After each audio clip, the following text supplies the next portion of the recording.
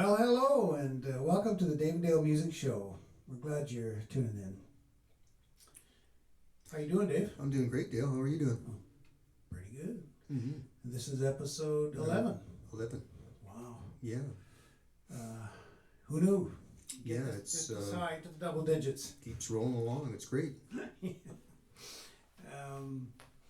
Yeah, so we hope you're doing all right wherever you are. And if we forget to mention it later, feel free to give us comments or questions. We'll do our best to answer them. Yeah, just anybody, please, somebody comment. We're desperate, needy. Tell us we sound like shit. We don't care. We just need something. We need some feedback, don't we, Dale? Sure, we need some feedback for sure. Okay, well, I'm going to play a song. So as per usual, one of us is going to do a song. Today it's me, and the song is called Endgame. And I don't think it needs any explanation. We'll just play it and then we'll talk about it. Check. Check. All right.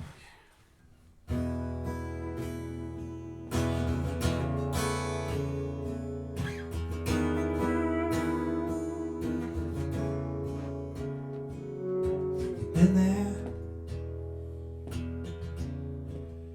many times before, and you know what's in store. No matter how strong things begin, in time it'll be wearing thin.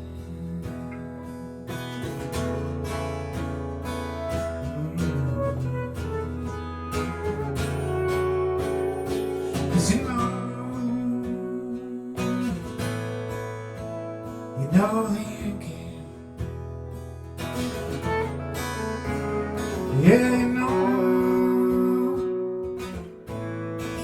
things won't stay the same. You know how it's gonna be that you leave. Yeah. You know the end game.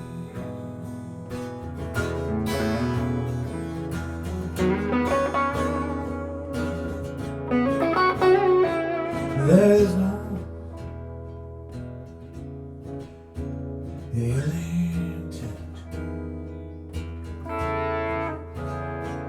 no plan, your temperament. You don't need to. It went wrong. It'll turn out that way for too long.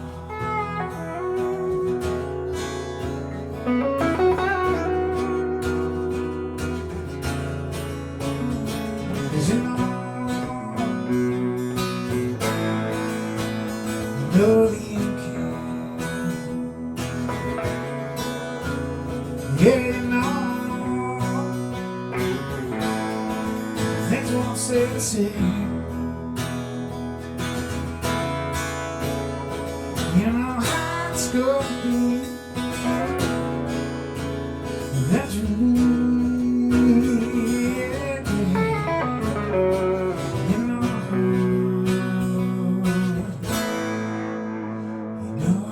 the end game.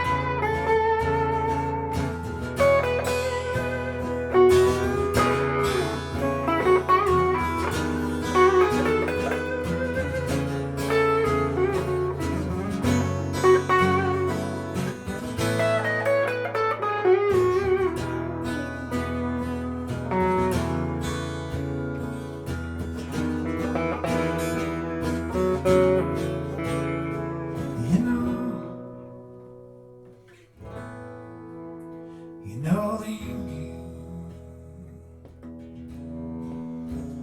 Yeah, you know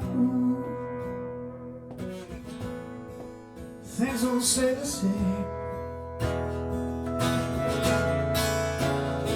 You know how it's gonna be eventually. Yeah, yeah. You know, darling, yeah. Yeah, you know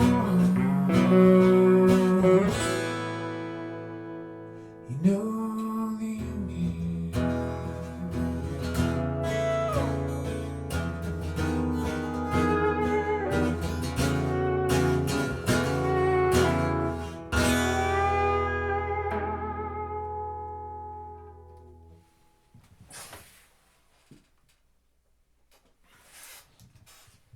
Nice song, Dale. Oh, thank you, Dave.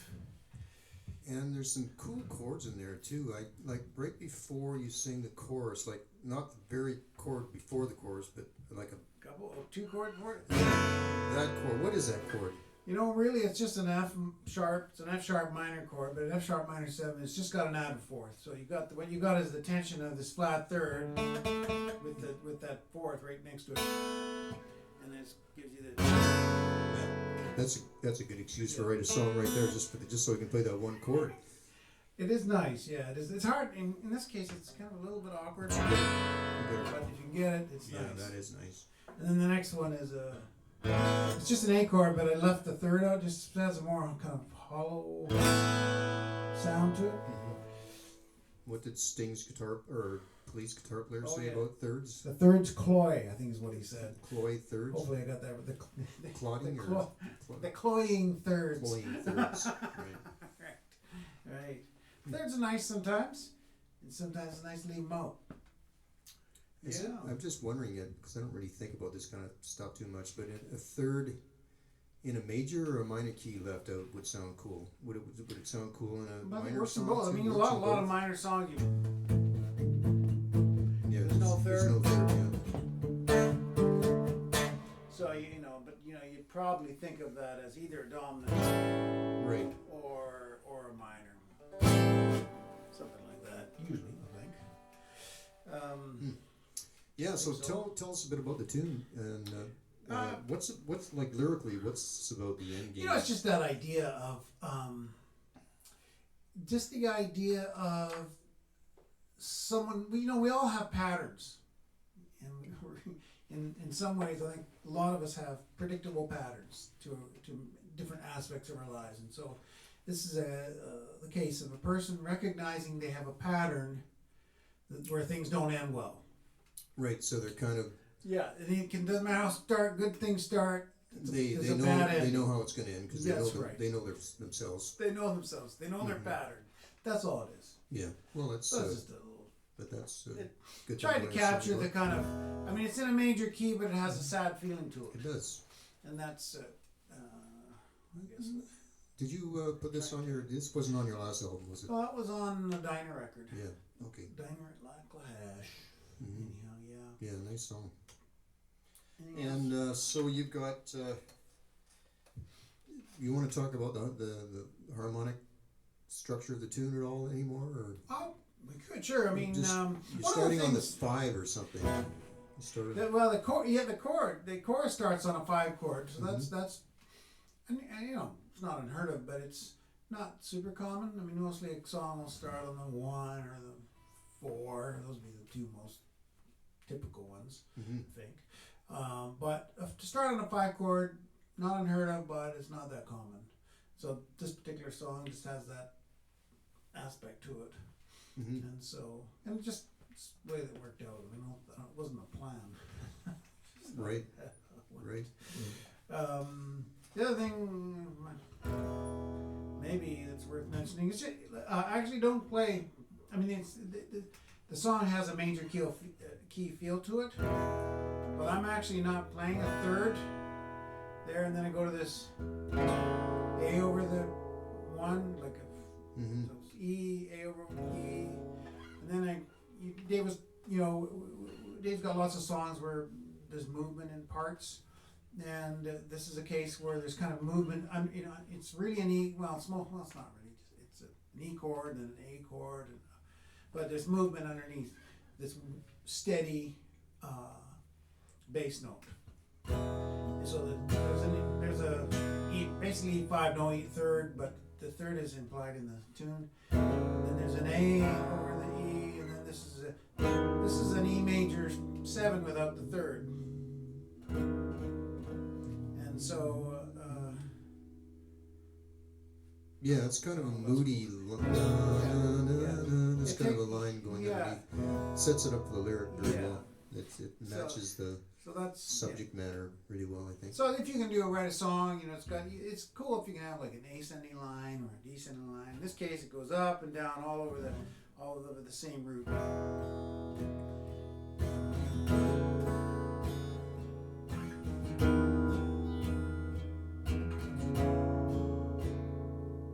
Very nice. Yeah. So anything else about the song? Yeah, that kind of thing you can do a lot in production of the song. You've already got a basis for adding. And one of the things, for beginning guitar players, it's critical sometimes to, like you can hear some of the time I'm playing, full, big, right across the whole 6 strings, but I'm actually muting a key string. If I didn't do that, it would sound like that. Mm-hmm. Yeah. But the point is you're using a lot of open strings. Yes, they ring. They have a consistent ring to them. So there's movement, but there's consistency and movement. Yeah, because you've got the interesting. The bass part moving around, and then you've got a consistent. The bass part is steady, and the chords are consistent. Are moving. The bass part's not. The bass part's the same. The bass part is not. Oh, that part, yeah. Yeah. So the bass part it's in the middle. That's where it's moving. Yeah. And then which is even better. It's not the middle. So you got the bass staying the same, and then at the top you got staying the same. Yeah, that's really nice when you can arrange it that way. I mean, a lot of songs. Yeah. Yeah, and it just has there's a continuity to it, even though there's movement. Not over.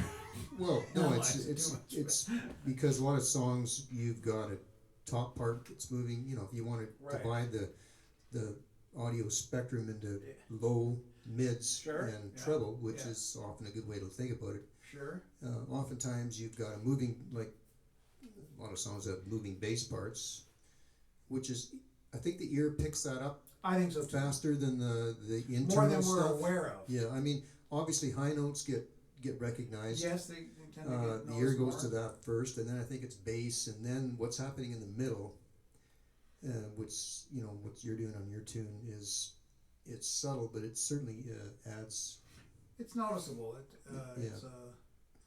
And actually, interesting. Here's an interesting thing about that song. I actually wrote the song and recorded a version of it. I know I'd already done like the drum tracks, I believe. I'm not sure about that, but maybe not. Anyways, I had done the song and done a vocal for it, and I had a buddy, but it had the same arrangement. No, it didn't.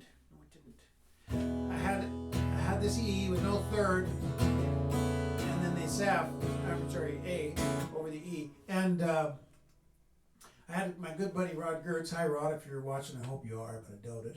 Anyways, Rod's watching. Oh, maybe. And I had my good buddy Rod come in. He's really a brilliant musical mind, and I asked him to play piano on the piece, and he did. But he was fooling when he was fooling around. He actually, because he had this movement of up to the. Oh, really? I mean, I had the A the E, and then the A over, and then he went. Because he just saw that the space to do that. So that was his idea. Yeah, it was his idea, and that's why I gave him a co-writing the song. I said, Rod, that's a significant contribution to the song, and so it's to his credit. Yeah, as a piano player, you're more likely to try something like that because it's right there. I don't know. I mean, it was his mind that picked up on it. I was hopefully smart enough to recognize it was a good idea, and so I actually had to retract the guitars, but it was good. It was worth it. Thanks, Rod. Thank you, Rod. I think So there's a bridge in there. No, there's no bridge. There's a part there that's there's really, basically 3 parts. There's really just really there's only just 2 parts. Well, but it there's feels an like intro. 3 parts. This is the intro, which is the same as the most of the verse, and then the chorus. Okay, But fake me out there. So it but felt like 3 parts to me. No, because it's so long. The song is so long, and I thought I can't put a bridge in this. It's already too long. I don't know how long it is, but I think it's like 5 minutes, the recording, something like that, or close to it.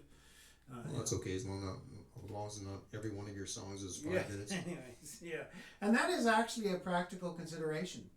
Like when I just was in a recording, doing some guitars for recording project planning, and in kind of arranging the song, I was really thinking I was going to do a guitar solo.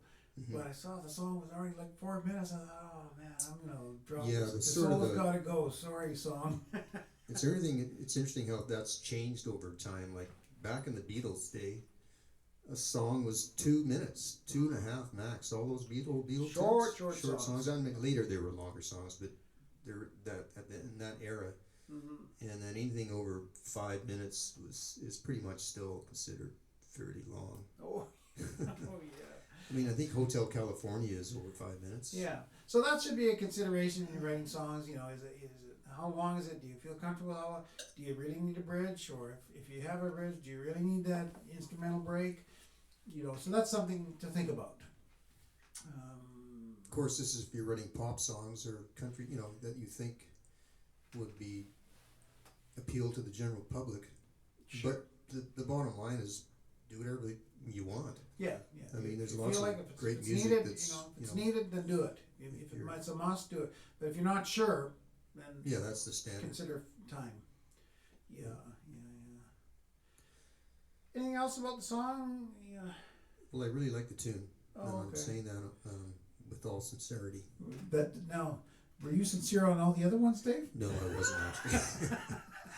I thought because we were on camera, I had to say I liked everything, but there was a couple that I was. There might have been one other one that you maybe sort of liked. Well, of the 10 episodes, how many? Oh, you've done 5 episodes. Yes, this would be like my 6th. Number one. 6. Yeah, that's right. I would say that I would.